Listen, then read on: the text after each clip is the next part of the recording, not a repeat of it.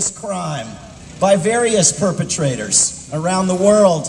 And we're going to have one of them talk to you. We're going to have all of them come up here so that you can see that these are not demons from another planet breathing fire who cannot be spoken to and had to be tortured for the good of humanity. These are human beings with stories to tell. I want to bring up Patricio Rice of the Torture, Abolition, and Survivors Support Coalition, and I'll let Patricio introduce to you a number of torture survivors who should come right up here. Patricio Rice.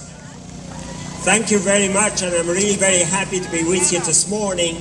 And several of us have come. I was a victim of torture in Argentina, together with my wife, but here many of my colleagues and friends, so I would like them to come up and present themselves. We have Sister Diana, who was tortured, U.S. citizens, tortured in Guatemala, Maria Elena from Guatemala, Maria, come on Maria, Maria from El Salvador, who's been living in exile in Los Angeles, I get confused with the names, sorry, from the Congo, Sudan, from Arisha, from Ethiopia, Iran, come on Maria, Mario Avila from Guatemala, Ibrahim from Guinea, West Africa, Grace from Uganda, and we wait a minute. Come on. Okay. So we have from the Cameroon, Cecile, and from the Cameroon, then from Ethiopia, Mirna from El Salvador, Sol from El Salvador, Orlando from the Philippines, who's one of the founders with Sister Diana and some others. Who else? Oh, you're from the Ethiopia. Well, there are many more. Many more, of course, can I make? You can see we are all terrible criminals. We have to face. We have all, in our own circumstances, one day like you, we were walking the streets, working. I was working, organizing in shanty towns. Maria in El Salvador was working. Her brother was a political activist in Guatemala. Mario's an artist. Mervyn in Guatemala. Ibrahim in West Africa and the Congo. One day we were taken. We were taken off the streets, put into police stations. We were hooded. In my own case, put into the boot of a car. I was taken with a young church worker. She was only 18 years old.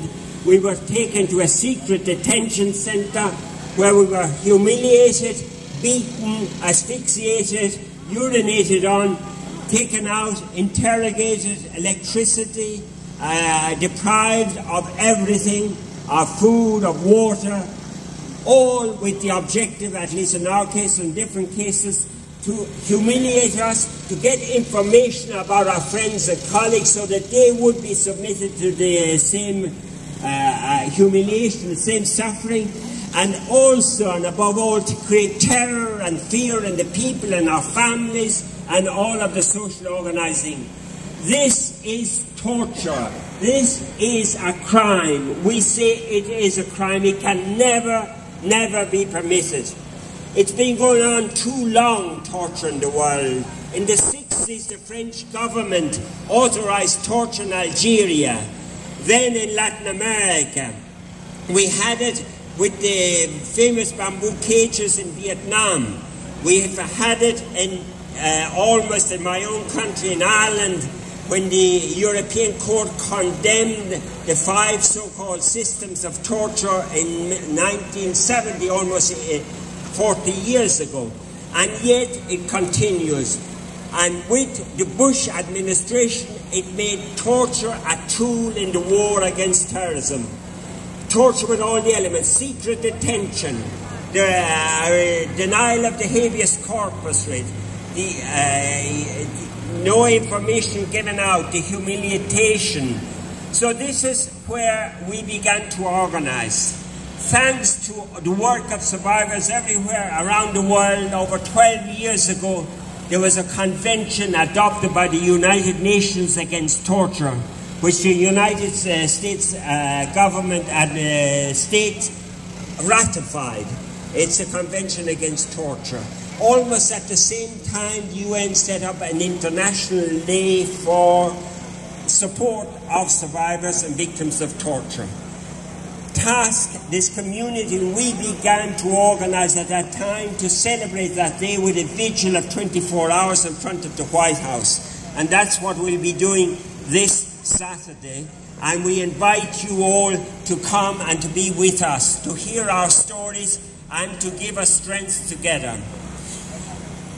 Finally, and this is probably the most important, torture, we are absolutely delighted in the different countries, in Argentina, when we received that President Obama, the news that he was that torture would not be part of his administration. But that has to be made effective. In our own countries, only recently we as torture victims in Argentina are now able to go into the courts and accuse our perpetrators. It took us 25 years of struggle to get that, to end impunity. This is happening in Chile, but unfortunately, Pinochet, one of the biggest torturers in America, died a peaceful death. We could say peaceful, well, that's a way of saying it, but was not condemned as he should have been. We cannot permit torture perpetrators to live normal lives. They must be prosecuted. So this is what we say. We have to prosecute, and we totally support this initiative to get a special investigator, a special prosecutor appointed. Torture is a crime. All of those involved, and in torture involved many doctors, many professionals, sociologists, psychologists, many who study to say and have studied.